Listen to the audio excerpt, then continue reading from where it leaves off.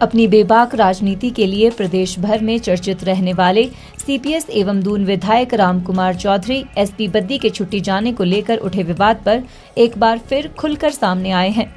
बद्दी में पत्रकार वार्ता के दौरान रामकुमार चौधरी ने कहा कि एसपी बद्दी का छुट्टी जाना उनके अधिकार क्षेत्र में नहीं है, न ही वो किसी अफसर को छुट्टी पर भेज सकते हैं। ये मामला गृह विभाग व मुख्यमंत्री के अधीन आता है और एक अफसर निजी कारणों के लिए छुट्टी जाने के मामले को उछालना ओछी हरकत है। रामकुमार चौधरी ने कहा कि कुछ चैनलों व अखबारों में ये छापा गया है कि एसपी ने उनके परिवार के टिप्परों के चालान किए, इस वजह से उन्हें छुट्टी पर भेजा गया। सीपीएस रामकुमार चौधरी ने कहा कि न तो उनका न उनके परिवार का क्रैशर है और न ही उनके पास कोई टिप्पर है। उन्होंने कहा कि 2 साल से उनका क्रैशर नेशनल हाईवे की फर्म एसपीजी इंफ्राकॉन के पास लीज पर है और वही फर्म नेशनल हाईवे के काम के लिए क्रैशर को चला रही है। उनके टिप्पर पजहरा के ठेकेदार के पास किराए पर चल रहे हैं। रामकुमार चौधरी ने कहा कि विपक्ष के पास कोई मुद्दा नहीं है। सस्ती लोकप्रियता बटोरने के लिए विपक्ष उन पर झूठे आरोप लगाने का प्रयास कर रहा है, लेकिन पूर्व विधायक, पूर्व मुख्यमंत्री व भाजपा के ये नापाक मंसूबे कामयाब नहीं होंगे। उन्होंने कहा कि झूठी मनगढ़ंत अफवाहें फैलाकर और खबरें चलाकर उनकी छवि को जिन जिन लोगों ने धूमिल किया है, उन्हें किसी भी कीमत पर बख्शा नहीं जाएगा। एसपी किसी भी एसपी या किसी भी फोर्स के आदमी को छुट्टी जाना या सैंक्शन करना या भेजना, वो मेरे अधिकार क्षेत्र में नहीं है और ना ही वो मेरा डिपार्टमेंट है। ये होम डिपार्टमेंट का काम है जो माननीय मुख्यमंत्री जी के पास है, उससे मेरा कोई ताल्लुक नहीं है, ना ही कोई लेना देना। दूसरा, आपने चालान की बात करी, जो चालान की ये बात कर रहे हैं मीडिया वाले, ये एग्रीमेंट्स मेरे पास हैं। हमारा पिछले 2 वर्ष से कुंडला स्टोन क्रशर मेरा जो है वो हमारा एक फर्म है जो नेशनल हाईवे की फर्म है, message SPG infra private limited, इनको हमने ये ठेके पे दे रखा है अपना क्रशर। और जो गाड़ियों की बात है, वो गाड़ियां भी हमारी जो पंजारा का अभिषेक नाम का एक लड़का है रेजिडेंट ऑफ पंजारा, उसको हमने किराए पे दे रखी हैं। तो ना तो हमारा चालान हुआ है, ना ही हम गाड़ियां चलाने हैं, ना ही हम माइनिंग कर रहे हैं। और इसके लिए जब पीछे ये मामला उठा था अगस्त में, हमने कई जो वेब चैनल्स हैं, अखबार हैं, उनको ऑलरेडी हम नोटिस कर चुके हैं। मैं इसके लिए मानहानि का दावा जो हाई कोर्ट में आज या कल 2 करोड़ का दावा मैं उन चैनल्स पे दायर कर रहा हूँ। और जिन चैनल ने अभी मेरे को एसपी से जोड़ने की बात करी है, उनको भी मैं मानहानि का दावा करके कानूनन कार्रवाई जो है वो अमल में लाऊंगा, क्योंकि ये मेरे खिलाफ बहुत बड़ी साजिश कुछ लोग जो है वो दूसरे विरोधी दल के कर रहे हैं। उनका भी मैं पता लगा रहा हूँ, उनके ऊपर भी जो कानूनी कार्रवाई बनेगी वो हम करेंगे।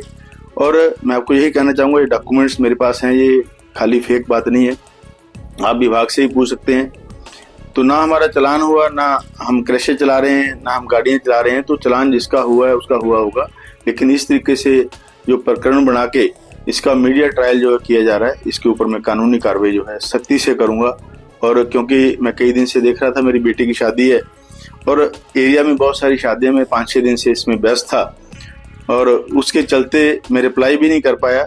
तो अभी भी मेरे को निकलना है। आप देख रहे हैं कि यार ये आज की शादियां करीब 15-18 शादियां होंगी।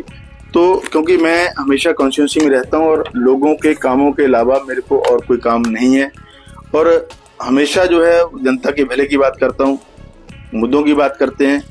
इस चीज की राजनीति जो लोग कर रहे हैं, उनको मैं कहना चाहूंगा कि सस्ती राजनीति जो है वो छोड़ दें, मुद्दों की राजनीति करें।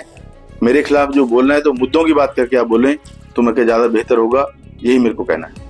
जो नोटिस की बात है, वो विधायक का, किसी विधायक का जो है वो उसका अधिकार होता है कि उसको प्रिविलेज मोशन हम कहते हैं।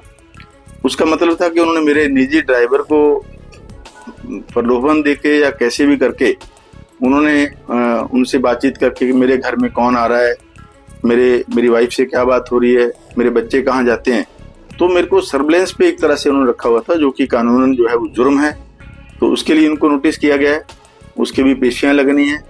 और दूसरा, अपनी कानूनी व्यवस्था की बात करी है, जो भाजपा वाले आज चिल्ला चिल्ला के बोल रहे हैं कि एसपी को छुट्टी भेज दिया। अरे छुट्टी किसी भी अधिकारी का जाना जो है वो उसका अधिकार है। कितने अधिकारी छुट्टी गए होंगे, खाली हिलमा जी की छुट्टी जाने पे इतना बवाल क्यों मचा? मैं उनसे ही पूछना चाहता हूँ कि कितने अधिकारी छुट्टी गए होंगे, बहुत लंबी छुट्टी, इस तरीके से इसको जोड़ के राजनीतिकरण करना सरासर गलत है। और वो छुट्टी गई हैं और माननीय मुख्यमंत्री जी जो है, क्योंकि मुझे इसके बारे में ज़्यादा जानकारी नहीं है, उसका जवाब जो है वो होम विभाग या माननीय मुख्यमंत्री या हमारे डीजीपी साहब दे सकते हैं कि कितनी छुट्टी गई हैं, कब गई हैं, क्या हुआ क्या नहीं हुआ, उसके बारे में मुझे कोई जानकारी नहीं है।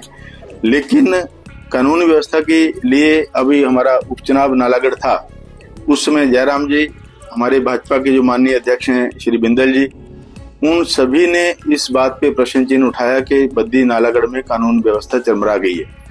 इवन विधानसभा में भी भाजपा के लोगों ने इस बात को उठाया। तो वो वीडियोज में ढूंढ रहा हूँ, वो टैग करेंगे हम इनसे अब।